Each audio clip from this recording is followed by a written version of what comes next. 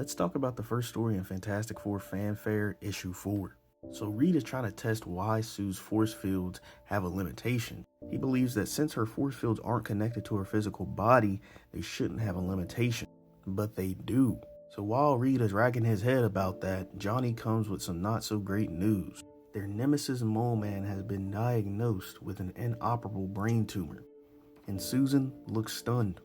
That's when we see her venturing into the deep caverns of the Mole Man's lair, and it's all to tell him a story. She talks about how when she was little, after watching the Phantom of the Opera, while everyone was rooting for the Viscount to save Christine, she actually wanted everything to work out for the Phantom, mainly because she understood his rage and anger. Sue reflects that over Mole Man's career, he has been kinda inconsistent, because at some points he's fighting the good guys, and at other points he's helping them.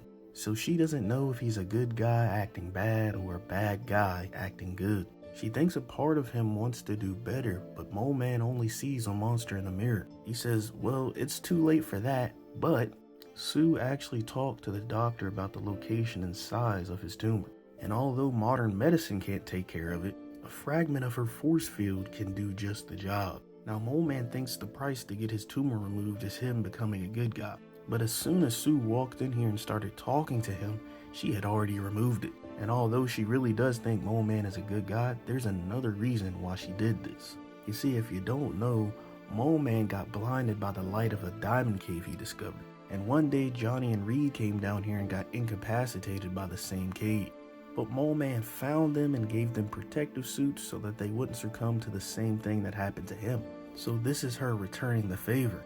But she says that Johnny and Reed were exposed to the cave just as long as Mole Man was. And she talks about something called hysterical blindness, which is caused by a traumatic incident. And although he may have been blinded by that cave, another possibility is that since Mole Man sees himself as a monster, when he saw how beautiful that diamond cave was, he didn't want to believe that something that beautiful existed. So his brain blinded him. Now after that, Mole Man just wants to know one thing.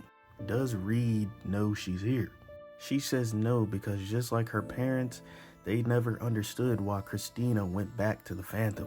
And to sum it up, she went back to give a monster hope. At the end, Sue says she couldn't leave Mole Man to die alone and in the dark. So as she turns and leaves, the last thing she says is, "Don't make me regret this."